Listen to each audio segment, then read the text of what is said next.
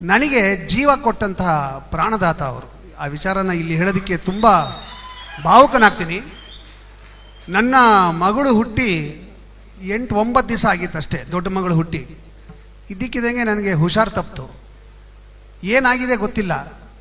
ಮಲ್ಕೊಂಡಿದ್ರೆ normal ಆಗಿರ್ತಿದ್ದೆ, ಎದ್ದು ಬಿಟ್ರೆ ತಲೆನೋವು ಬರೋದು, ಜ್ವರ ಬಂದ್ಬಿಡೋದು, ತಲೆ ಸುತ್ತು ಬರೋದು, ಭಾಳ ಒದ್ದಾಡ್ತಾ ಇದ್ದೆ. ಡಾಕ್ಟ್ರ್ ಹತ್ರ ಹೋದೆ. ಅವ್ರು ಏನೇನೋ ಟೆಸ್ಟ್ಗಳು ಮಾಡಿದ್ರು. ಹಾಸ್ಪಿಟ್ಲ್ಗೆ ಅಡ್ಮಿಟ್ ಆಗಬೇಕು ಅಂದರು. ನನ್ನ ಹೆಂಡತಿ ಬಾಣಂತಿ, ಅವ್ರ ತಾಯಿ ಮನೇಲಿದ್ಲು. ನಾನು ಮಣಿಪಾಲ್ ಹಾಸ್ಪಿಟ್ಲಲ್ಲಿ ಅಡ್ಮಿಟ್ ಆದೆ. ನನಗೆ ಏನೇನೋ ಟೆಸ್ಟ್ಗಳು ಮಾಡಿಬಿಟ್ಟು, ನಿನಗೆ ಕ್ರಿಪ್ಟೋಕಾಕಸ್ ಮೆನೆಂಜೈಟಿಸ್ ಅಂತ ಒಂದು ರೋಗ ಬಂದಿದೆಯಪ್ಪ ಅಂದರು.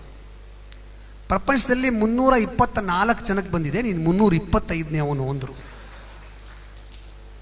ಏನು ಸರ್, ಏನಾಗತ್ತೆ ಇದರಿಂದ? ಕಷ್ಟ ಉಳಿಸೋದು, ಇಲ್ಲಿ ಔಷಧಿ ಸಿಗೋದಿಲ್ಲ, ಅಮೇರಿಕಾಯಿಂದ ತರಿಸ್ಬೇಕು, ಆದರೂ ಗ್ಯಾರಂಟಿ ಇಲ್ಲ ಅಂದರು. ನನ್ನ ಕತೆ ಹೆಂಗಾಗಬೇಕು ಯೋಚನೆ ಮಾಡಿ. ನಾನು ಹಾಸ್ಪಿಟ್ಲಲ್ಲಿದ್ದೀನಿ, ನನ್ನ ಹೆಂಡತಿ ಬಾಣಂತಿ, 8 ದಿವಸದ ಮಗು ಇದೆ. ಇಂಥ ಸಂದರ್ಭದಲ್ಲಿ ನಾನು ಏನಾದರೂ ಆಗಲಿ ಔಷಧಿ ತರಿಸೋಣ, ಪ್ರಯತ್ನ ಮಾಡೋಣ ಅಂತ ಸರಿ ನಾನು ಅಲ್ಲಿಂದ ಡಿಸ್ಚಾರ್ಜ್ ಮಾಡಿಸ್ಕೊಂಡು ದುಡ್ಡಿಗೋಸ್ಕರ ಓಡಾಡ್ತಾ ಇದ್ದೆ. ಸುಮಾರು 1.5 ಲಕ್ಷ ರೂಪಾಯಿ ಆಗಿನ ಕಾಲದಲ್ಲಿ ಖರ್ಚು ಬರೋದು. ಆ 1.5 ಲಕ್ಷ ರೂಪಾಯಿ ಎಲ್ಲಿಂದ ತರೋದು ನಾವು?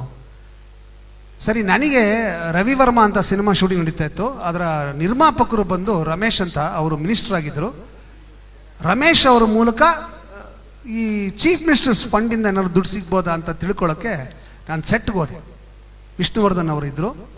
ಅವ್ರು ನಾನು ನೋಡಿದ ತಕ್ಷಣ ಗಾಬರಿ ಆಗ್ಬಿಡ್ತು. ಅವ್ರಿಗೆ ಏನೋ ಹಿಂಗಾಗಿದೆಯಾ, ಏನಾಯಿತು, ಬಾಯ್ಲಿ ಏನಾಯಿತು ಅಂದರು. ಈ ಥರ ಸಮಸ್ಯೆ ಆಗಿದೆ ಅಂದೆ. ತಕ್ಷಣ ಅವರ ಡ್ರೈವರ್ನ ಕರೆದು ಯಾರು ಡಾಕ್ಟ್ರಿಗೆ ಫೋನ್ ಮಾಡಿದ್ರು, ಮಯ್ಯ ಅಂತ ಒಬ್ಬರು ಡಾಕ್ಟ್ರಿಗೆ ಫೋನ್ ಮಾಡಿದ್ರು. ನಾನು ಚಂದ್ರನ್ ಕಳಿಸ್ತಾ ಇದ್ದೀನಿ, ಪೂರ್ತಿಯಾಗಿ ಅವರು ಟ್ರೀಟ್ಮೆಂಟ್ ಆಗಬೇಕು ಅಂತ ಹೇಳಿದ್ರು. ಅವರ ಕಾರಲ್ಲಿ ನನ್ನನ್ನು ಇಮಿಡಿಯೇಟಾಗಿ ಕಳಿಸ್ಕೊಟ್ರು. ಆಮೇಲೆ ಒಂದಷ್ಟು ಸೀರೀಸ್ ಆಫ್ ಟೆಸ್ಟ್ಗಳಾಯಿತು.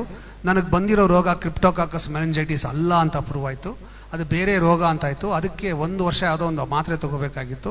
ಅಷ್ಟೂ ಮಾತ್ರೆಗಳನ್ನು ಡಾಕ್ಟ್ರ್ ನನಗೆ ಕೊಟ್ಟರು. ಎಲ್ಲ ಆಯಿತು, ಟ್ರೀಟ್ಮೆಂಟ್ ಎಲ್ಲ ಮುಗಿತು, ಡಿಸ್ಚಾರ್ಜ್ ಆಯಿತು, ನಾನು ಹುಷಾರಾದೆ. ನಾನು ಎಷ್ಟಾಯಿತು ಬಿಲ್ಲು ಅಂತ ಕೇಳಿದೆ. ನನಗೆ ಹೃದಯ ಬಡ್ಕೋತಾ ಇದೆ. ಯಾಕಂದರೆ ಒಂದು 15 ದಿವಸ ಹಾಸ್ಪಿಟ್ಲಲ್ಲಿದ್ದರೆ ಎಷ್ಟು ಖರ್ಚಾಗುತ್ತೆ. ನನ್ನ ಹತ್ರ ಅಷ್ಟು ದುಡ್ಡಿಲ್ಲ. ಹೊರಗಡೆ ನಾನು ಆ ದುಡ್ಡು ತೊಗೊಂಬರೋಕ್ಕೆ ಹೋದನ್ನ ಹಿಂಗೆ ಅಡ್ಮಿಟ್ ಮಾಡಿಸ್ಬಿಟ್ರು, ಏನಪ್ಪ ಮಾಡೋದು ಅಂತ. ಆಗ ಅಲ್ಲಿ ಹಾಸ್ಪಿಟ್ಲಲ್ಲಿ ಹೇಳಿದ್ರು, ನೀವೇನು ಕೊಡಬೇಕಾಗಿಲ್ಲ, ಎಲ್ಲ ಪೇಮೆಂಟ್ ಆಗಿದೆ ಅಂತ. ನನಗೆ ಪ್ರಾಣ ಕೊಟ್ಟಂತಹ ಪ್ರಾಣದಾತ ವಿಷ್ಣುವರ್ಧನ್. ಇದನ್ನು ಮೀರಿ ಇನ್ನೇನು ಹೇಳಕ್ಕೆ ಸಾಧ್ಯನೇ ಇಲ್ಲ.